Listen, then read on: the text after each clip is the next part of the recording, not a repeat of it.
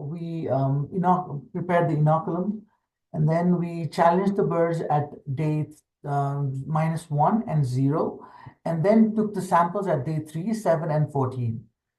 And now I can talk into the more details about why we choose these dates and these organs, but that we can leave for another time. We did the modified NPAP method in which we use these two broth, and then we also used the TT broth method.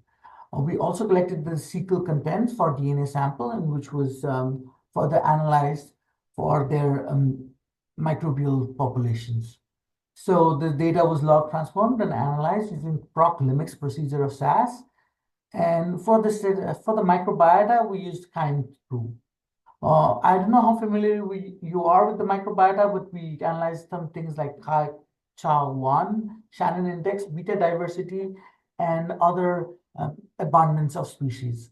So moving into the results, this is the graph for the vaccinated birds. As you can see at D3, this is the fecal sample. The negative control did not have any salmonella in the feces, but these points represent the individual salmonella reading. 3 were negative, but 3 were positive, and these were the concentration of salmonella. Similarly, at the 10 to the power 8 challenge, all of the 6 were positive. So we found out that 10 to the power 8 is more effective than 10 to the power 7.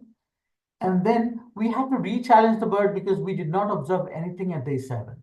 So after challenging them at day 8 and 9, we took the samples again at day 16. And there we found out that at a double challenge dose, we still could observe a similar pattern with 2 negative on 10 to the power 7 and all of the positive at 10 to the power 8. Similarly, at the other experiment in which we used the not vaccinated birds, you can also see what the difference in salmonella concentration has been. So these were the vaccinated birds. Although we used 1 log higher in this, it was about, so let's say it was about 1 over here, it's about 4 over here. We were observing more, about a log more increase in salmonella, especially in the unvaccinated groups. And these were the samples from various tissues. We observed that the birds that were not vaccinated had salmonella in the ceca, whereas in the vaccinated birds, only 1 bird had salmonella in the ceca at day 7. Similarly, in the not vaccinated one, we observed that there were salmonella in the ceca, liver, and spleen at day 7. And at day 14, we only observed 1 ceca and 1 spleen positive. These 2 were in the 10 to the power 9 group. Then we investigated the alpha diversity, which shows how diverse the microbial populations are. And we observed that the challenge birds had higher alpha diversity than the non-challenge birds. And with respect to the other experiment with the unvaccinated one, we did not observe any such pattern. So these birds were vaccinated and these were not vaccinated. Similarly, we observed that the SHA1 index was similar in most of these groups. Now, we also did the beta diversity, in which we saw that these were the negative controls, the one within the green circle, the one within the blue circles are 10 to the power 7, and the one within the pink circle is 10 to the power 8. We observed that there's a particular pattern forming with the beta diversity, which was consistent with our second experiment as well. And we investigated into the individual phylum and what the differences were. We observed a difference in synergy states, which is a bacteria that increases during the time of stress, and proteobacteria. The phylum synergy states has synergy stales order, and the phylum proteobacteria has eromonalidales and the desulfovirinidales. These were observed to be different through statistical analysis. Moving into the family, we also observed Marfinaceae and Clostridioidein, BB, Clistincinnaceae, and Mirbulaceae, Bartonellacea, and synergistales difference in the in the birds that were vaccinated and non-vaccinated. With specifically each one, what we observed were there were some good bacteria that were decreasing and some, let's say, Marfanoides. This is a bacteria that increases in cases of infection or other pathogens. So this was increased in the groups that were challenged with Salmonella. Similar pattern was observed in our second experiment with similar organisms increasing. Kristin Sinlacey has been consistent, although we didn't see a statistical difference. Other studies have also reported a difference in Kristin Sinlacey. We went to the genus level to find out which actually bacteria was increased or decreased, but this was not as accurate just because the microbiome technique has not evolved to that extent that we can pinpoint each individual bacteria and say, oh, this bacteria increased and this bacteria decreased. But we could observe a general pattern, you know. With Butyrococcus, as I told you, butyrate production is the mechanism through which microflora increases or fights against Salmonella. And this might be a compensatory mechanism because we see in the birds challenged with Salmonella, we saw an increase in Butyrococcus. There are other bacteria that increase as well. Erysipelathrix casei is another, you might have heard of Erysipelathrix in other animals. These were increased in the ones challenged with Salmonella. So we observed that it was a dose-dependent effect in which lower doses caused less Salmonella and higher doses caused more Salmonella. Consecutive 2 days challenges were effective in our experiments, and live vaccination did reduce the prevalence of Salmonella in the organs. And we saw an increase in Butyrococcus leishmaniasis, and this might be a compensatory effect due to the Salmonella challenge. And we also observed an increase in the abundance of synergistates, which is a pathogen that is produced during stress. In general, what we observed was bird challenged with Salmonella had higher concentration. Bird challenged with higher concentration of Salmonella had a higher concentration of Salmonella in the feces as well as in the tissues.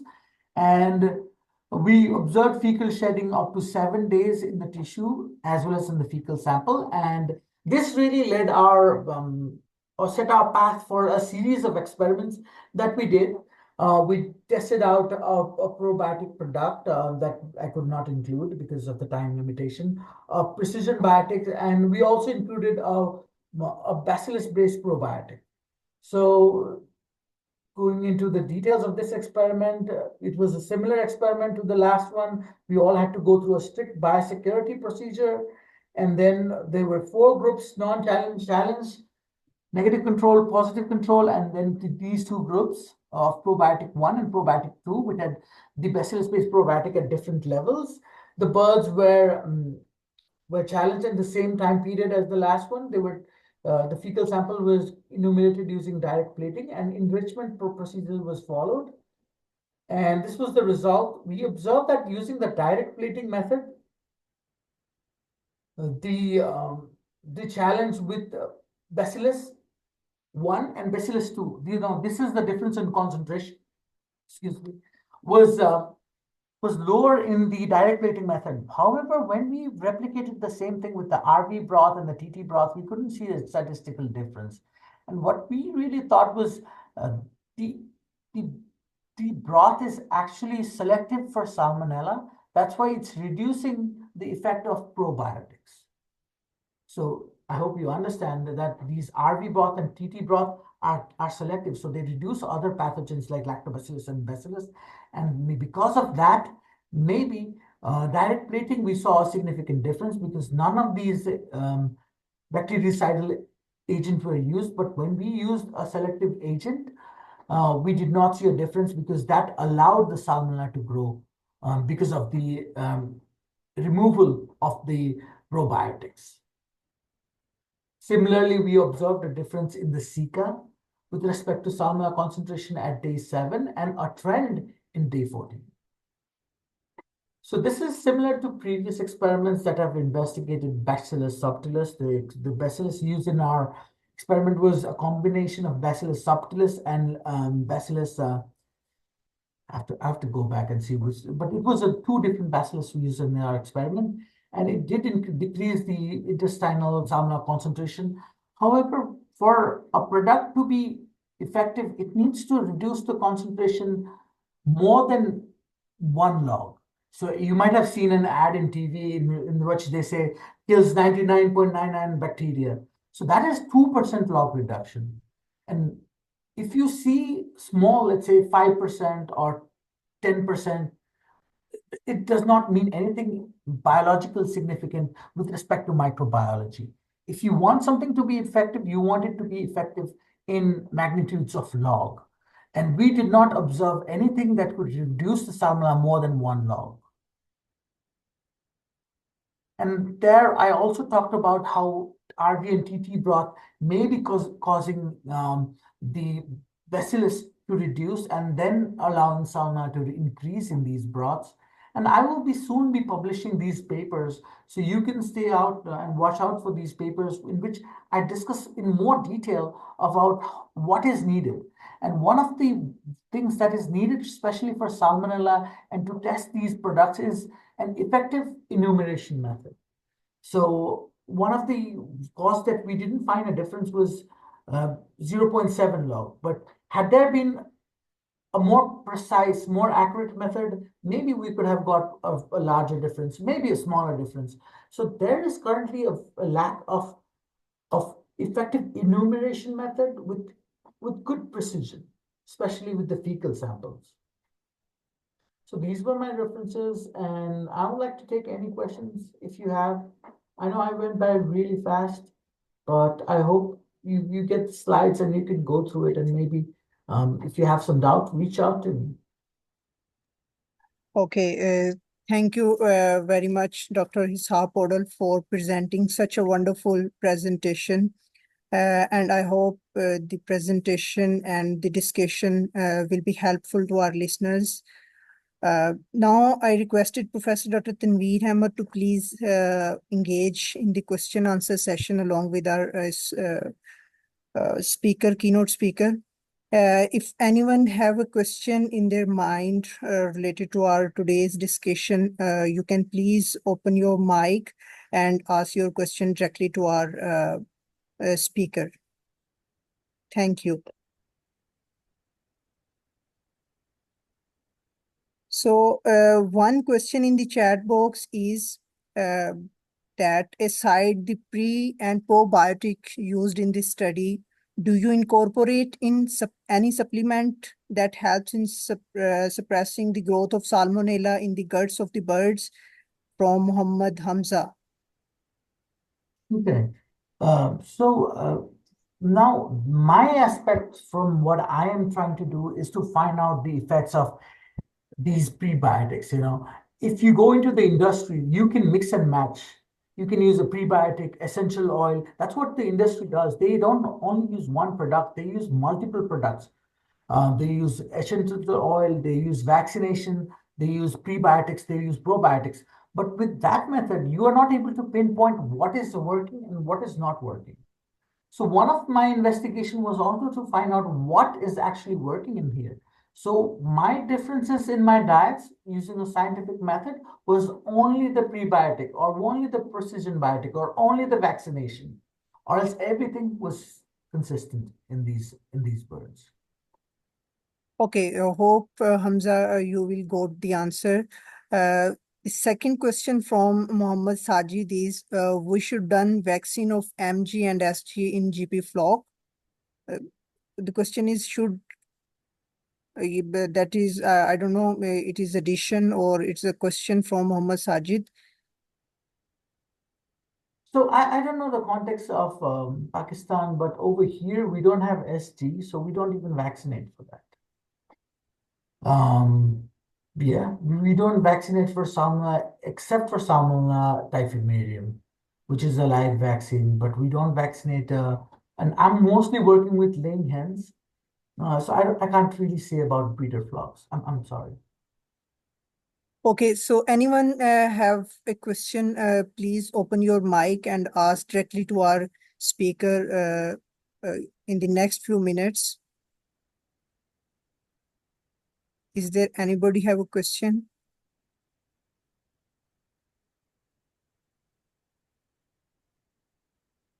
I would encourage you all to maybe start looking for opportunities to do research like this.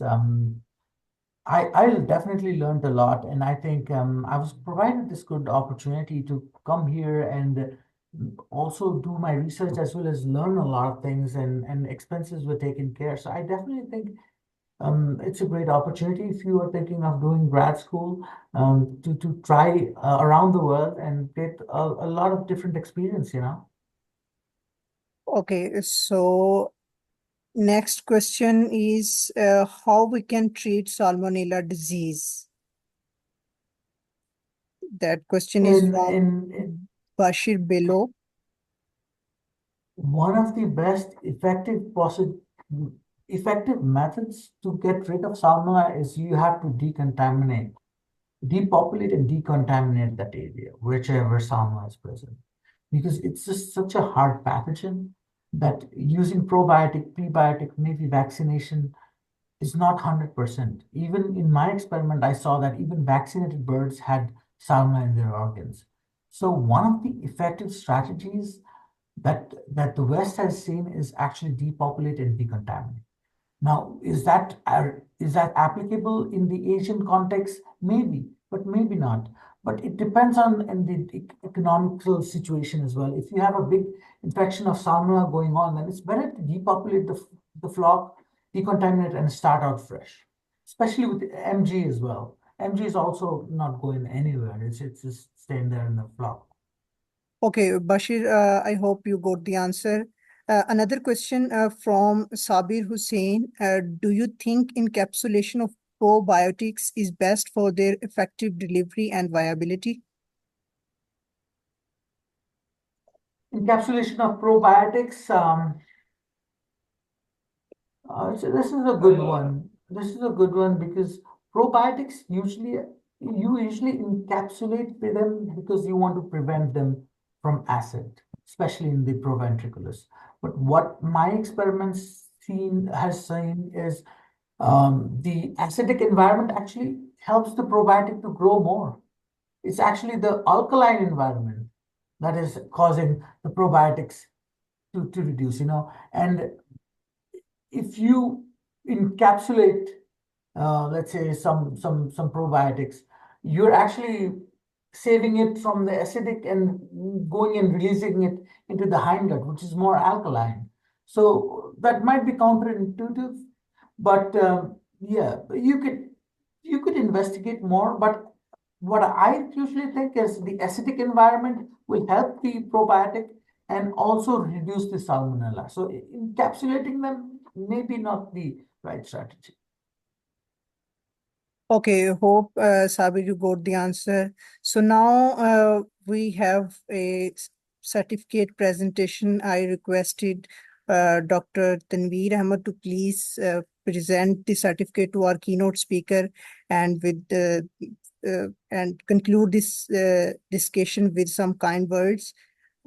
We are just opening. So Thank you, just sir. give me a few Thank minutes. I'm just. Yeah, you can search, you can adjust the certificate. Meanwhile, there is one more question. So I will request Ishab Yeah. to please let us know for which part of the intestine you have taken sample during experiment 2. So a lot of the data and a lot of scientific consensus says the salmonella is present in the ceca. So our Yeah. main organ of investigation was ceca. There has been some salmonella found in the other parts of the intestine, but usually what salmonella does, it goes and stays there in the ceca, and when the conditions arise, I hope you still saw my first few slides.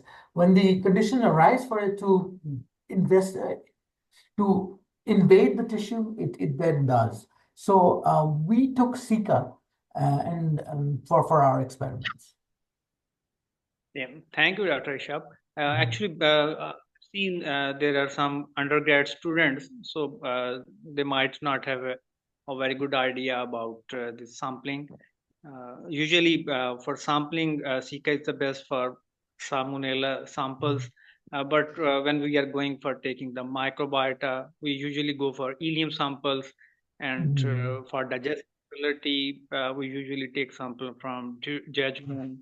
So as well as ileal samples. So that depends your study and the nature of the microorganism you are dealing.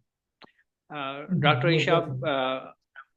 very much impressed by your work. You did a very good job, and you enlighten us with the findings of your study.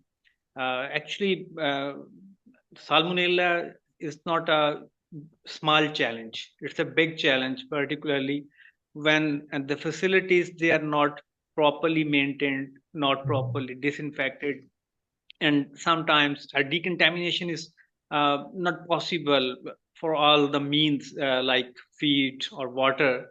And particularly in Pakistan, we are having the trouble of this contaminated water. People, they are not going to clean the water lines, uh, water waterers or the feeders.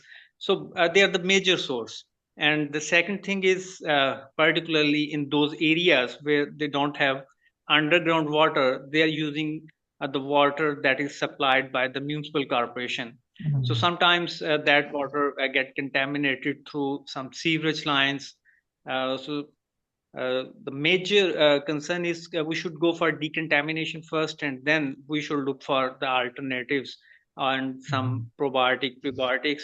And I do agree with Dr. Ishab that it's quite difficult uh, to have the similar results with all type of probiotics or prebiotics, because the different combinations of microorganisms in the probiotic, they behave in a different way. And encapsulation is a technique, but usually in monogastric species we go for acidifying the things. So that's the major concern. If the pH is low and we are encapsulating something, so that wouldn't work well. So that's the key point.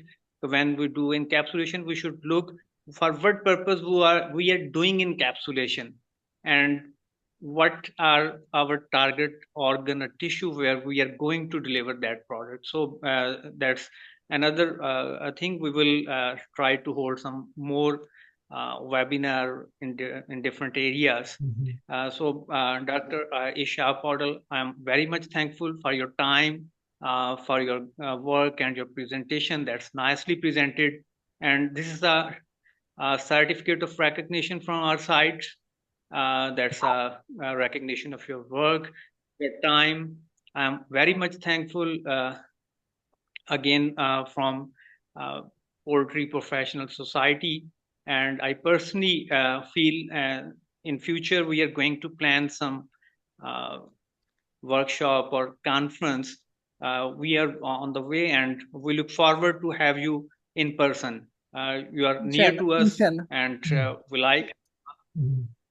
So, We also like Nepal because Mount Everest after the K2 is there, and we love to go to Nepal, and we love that you will be here in Pakistan. Yeah, definitely. If I get a chance, I would be honored to come there and learn a lot from there. So in Sure, conclusion to our sure. today's talk, in addition to the nutritional strategies, we should also have a strict control plan at the farm and application of interventions like vaccines, feed and water, and processes to eliminate and to reduce the Salmonella challenge in poultry production. So thank you everyone for joining us today's and special thanks to our keynote speaker, Dr. Ishaq Podal, for giving us his precious time and presenting such a wonderful lecture. So really focusing on the health of the birds as well as the health of the consumer. Our next webinar will be on alternatives to antibiotics and sustainable poultry production. And for this talk, our Keynote speaker will be Dr. Anup Kolano Johani from the University of Minnesota, USA. The webinar will be organized by our Poultry Health Consultancy Committee, PHCC, PPS, in association with the University of Minnesota and University of Agriculture, Faisalabad. So this is our time now. So thank you everyone for joining us today. Have a great night. All right, thank you. For Dr. Ishaq Odal, have a great day, sir. Yeah, it's Thank you. this morning here. All Yeah. right. Yes. Thank you so much. Thank you so much, everybody. Okay, thank you, everybody. Thank you.